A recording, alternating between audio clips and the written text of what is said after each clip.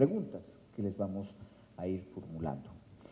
Para viabilizar esto, entonces vamos a tener 3 minutos para ir respondiendo cada pregunta.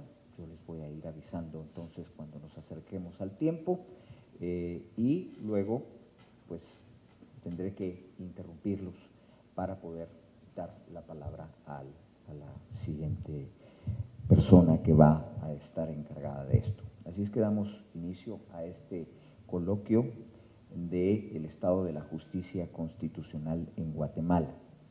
El primer tema a analizar es la sentencia de apelación de amparo de fecha 10 de marzo del 2016, emitido dentro de un expediente, el 1467-2014, por apelación interpuesta por Rafael Hidalgo Caballeros en calidad de abogado defensor de Esvin Abel García Cardona. Y la primera pregunta que se formula en este caso es: ¿considera que con este precedente se vulnera el principio de igualdad ante la ley contenido en el artículo 4 de la Constitución? Inicio entonces con las damas, la licenciada Carmen María de Colmenares. Así es que, licenciada, por favor.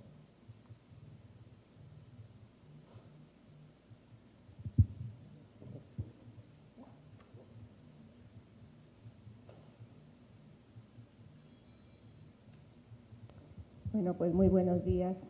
Agradezco la atenta invitación que se me hiciera para participar en este foro. Creo que es un foro importante, creo que la situación guatemalteca es complicada en este momento y foros como este deben ayudar a despejar dudas del actuar del Tribunal Constitucional guatemalteco. Tengo el gusto de haber participado con 2 exmagistrados de la Corte y haber escuchado a Estuardo en múltiples ocasiones en la Corte de Constitucionalidad defendiendo con toda ética sus posturas dentro de la misma. Respondiendo a su pregunta, diría que no. Diría que no porque hay estudios muy interesantes en la Asociación de Investigación y Estudios Sociales sobre el reconocimiento de que existe otro sistema jurídico, además del sistema jurídico oficial en Guatemala, y estudios en la Universidad Rafael Andívar y en la Universidad de San Carlos, precisamente sobre la temática que nos toca el día de hoy. La Corte de Constitucionalidad, al declarar con lugar el amparo, reconoció precisamente que existe el derecho indígena y que en este caso fue aplicado de acuerdo con las costumbres, las autoridades, los procedimientos que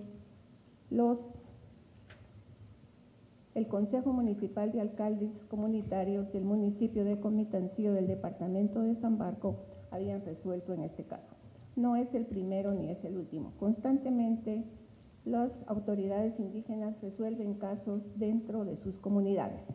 Lo interesante de este caso es que la Corte indica que se determinó fehacientemente la existencia y reconocimiento de autoridades propias que ejercen esa función, como son el Consejo de Alcaldes, que se determinó también la potestad para establecer normas y procedimientos propios y adecuados a las normas y procedimientos constitucionales. Y se determinó que se institucionalizan porque estas autoridades definitivamente resuelven casos en sus comunidades y indica que el Estado debe hacer un esfuerzo para coordinar la existencia de ambos derechos. Además, creo que es muy importante señalar de esa sentencia que la CC define los elementos que ya están definidos por los estudios previos hechos por las instituciones mencionadas que contiene el derecho indígena, como es el elemento personal. Los sujetos interesados deben ser miembros y poseer y mantener el sentido de pertenencia a su comunidad. Segundo, territorial. Los hechos deben ocurrir dentro del territorio que pertenece a dicha comunidad. Y tercero, debe existir y ser reconocido un sistema de resolución de conflictos propio de acuerdo a sus usos y costumbres. Y por último, el elemento objetivo, que el conflicto debe afectar intereses de la comunidad por lesionar un valor de su cultura. Agrega la Corte en el último párrafo de su sentencia que esto puede subir a control de constitucionalidad para velar por los derechos humanos. Le doy la palabra ahora al licenciado José Quesada para que nos diga su opinión acerca de esta decisión que tomó la Corte de Constitucionalidad en su momento. Muchas gracias. Yo creo que la principal violación constitucional ocurre con el monopolio de la impartición de justicia. Aquí básicamente lo que está sucediendo es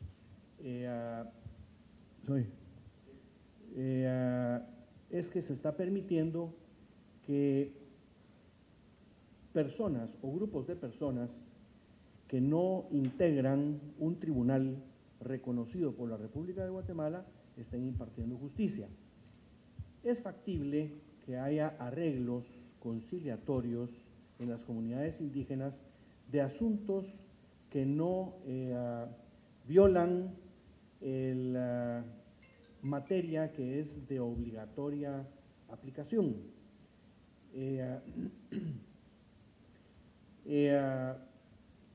Delitos que eventualmente son perseguibles no de oficio, sino que a instancia de parte.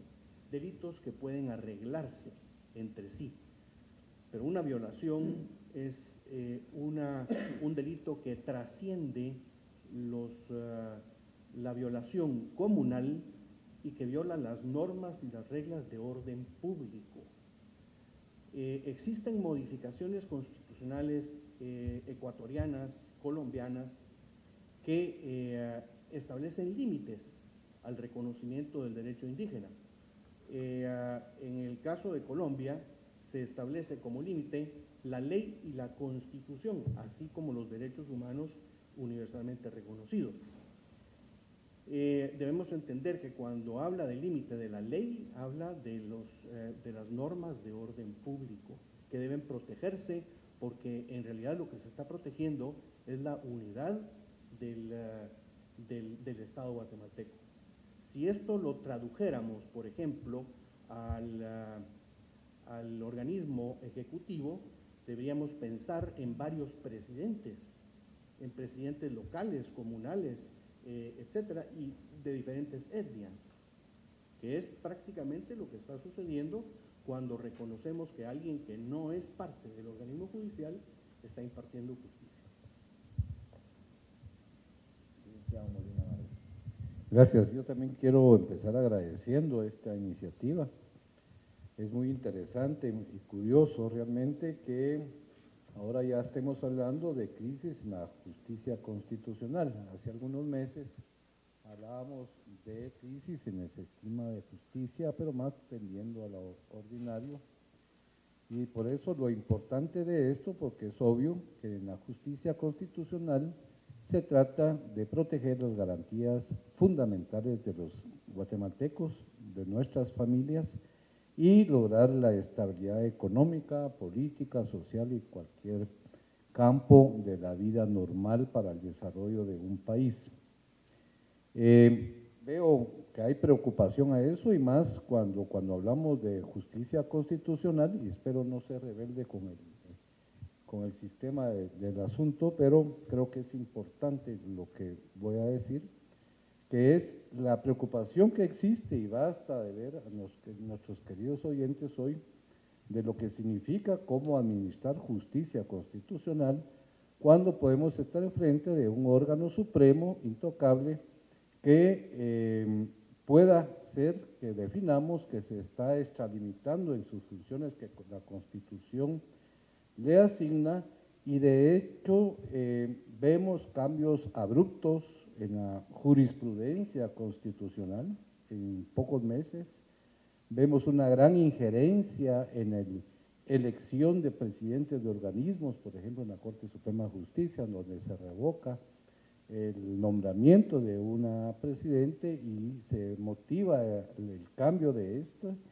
Vemos también una injerencia en el organismo legislativo, donde se dice cómo y cuándo legislar, y vemos una injerencia directa en el organismo ejecutivo cuando se le quitan sus funcionarios y además se definen políticas de derecho internacional.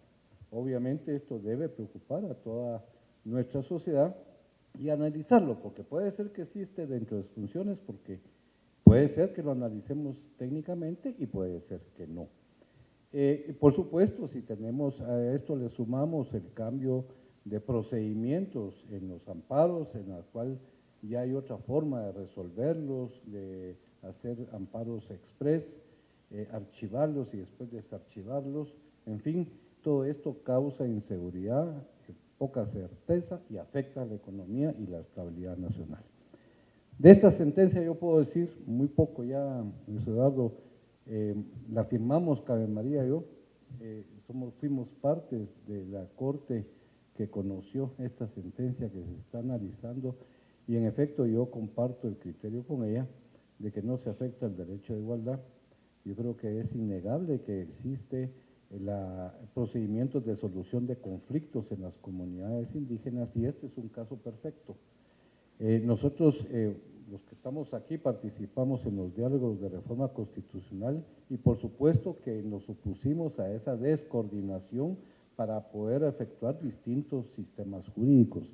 Pero este encaja perfectamente con los temas que dijo la licenciada Colmenares.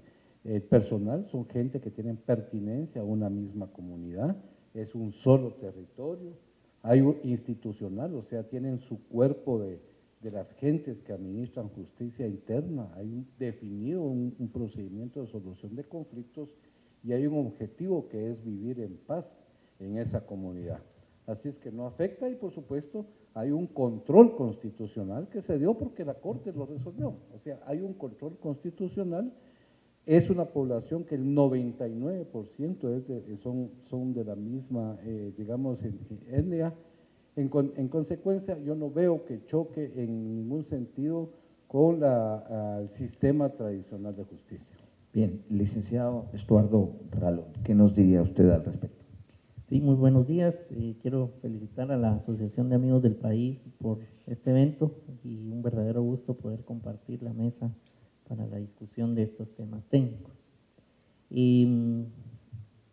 Tengo un criterio completamente distinto al expresado por la licenciada Colmenares y el licenciado Molina Barreto.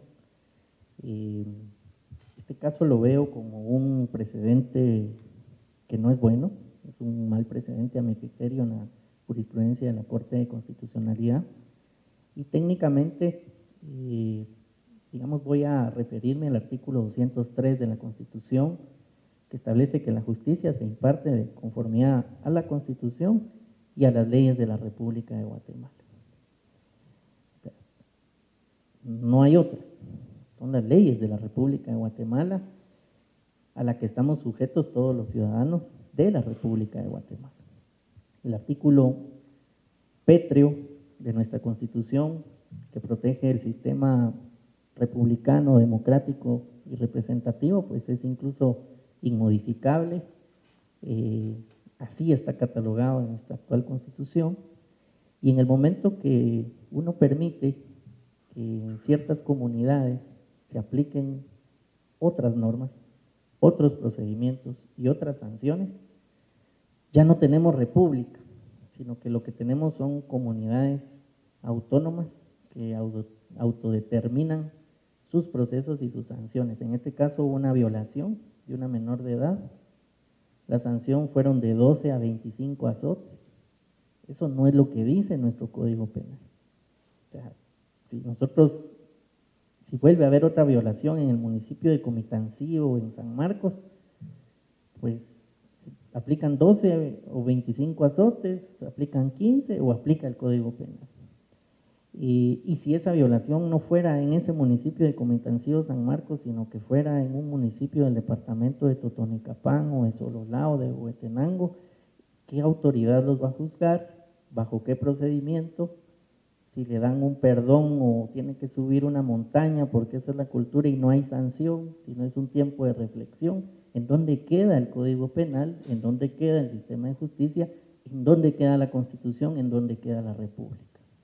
O sea, creo que en este caso no solo se vulnera el artículo 4 de igualdad ante la ley, que es un principio básico de toda república, sino el artículo 203, el artículo 141, y deja en un riesgo de interpretación de que el día de mañana unas personas que argumenten pertinencia territorial y cultural, pues indiquen que no se les aplique el Código Penal en la comisión de un delito.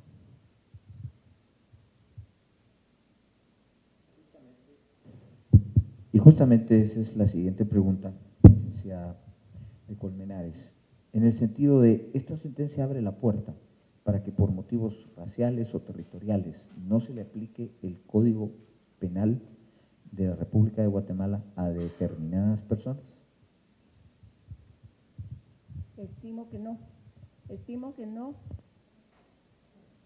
que no porque precisamente la sentencia de la Corte, al determinar los elementos que debe tener el derecho indígena, circunscribe su aplicación únicamente en los casos que se determinan en la misma. En los estudios que ha hecho ACIES, ha hecho la Universidad de San Carlos y la Universidad Rafael Landívar, se determina precisamente que esa forma de solucionar los conflictos es eminentemente llenando estos requisitos. Y también esos estudios en las diferentes comunidades que se hizo determinan que para los hechos de sangre, como las comunidades les llaman, tiene que llegar necesariamente la justicia oficial. Ellos saben que no pueden conocer hechos de sangre, ellos resuelven problemas familiares, problemas de linderos de tierras, problemas propios de sus comunidades, pero que los hechos de sangre no pueden llegar. Yo creo que esta sentencia es un precedente muy importante para el futuro del desarrollo del derecho indígena, que como indiqué, soy partidaria y he participado en la elaboración de los documentos donde se reconoce el mismo.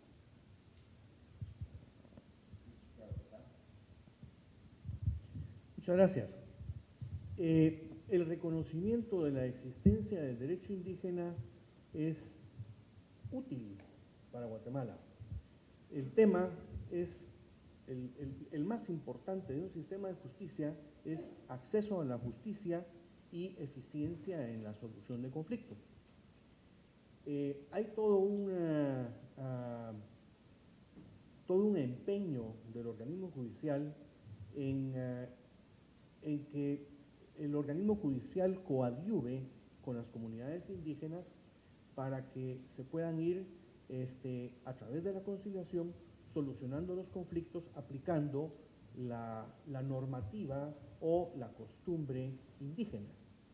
Pero vuelvo a repetir, tiene que haber un límite, y el límite no son los hechos de sangre, el límite es necesariamente todos aquellos delitos que sean perseguibles de oficio.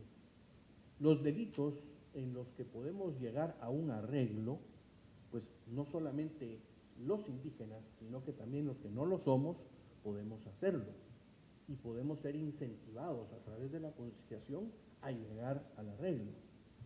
Pero los delitos que son perseguibles de oficio, como en este caso la violación, pues necesariamente tienen que ser conocidos por la justicia oficial.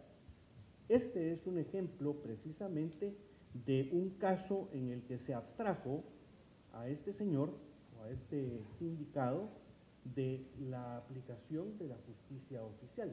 Se le abstrajo de la Constitución, se le abstrajo del proceso que está previsto en nuestra legislación, se le abstrajo de la pena que establece el Código Penal, se le abstrajo de absolutamente todo y se le sometió, como dice Estuardo, se le sometió sencillamente a azotes o a un castigo o a un ostracismo comunal o a lo que fuera. Pero aquí nuestro límite, porque veo que también estamos hablando de límites de los hechos de sangre que el propio indígena impone, los hechos de sangre como un castigo adicional váyanse a la justicia ordinaria. Pero en este caso debemos ser técnicos y debemos de pensar que todos los hechos que están siendo o pueden ser perseguidos de oficio tienen necesariamente que estar en conocimiento de la justicia ordinaria. Quiero hacerles darles una información, que si alguno de ustedes se siente aludido o quiere aclarar algún tipo de concepto, cuando finalicemos esta ronda sobre este caso específico, pueden hacer uso de la palabra. Licenciado Molina Barreto. Yo quiero recordar que estamos hablando de justicia constitucional, no de justicia ordinaria.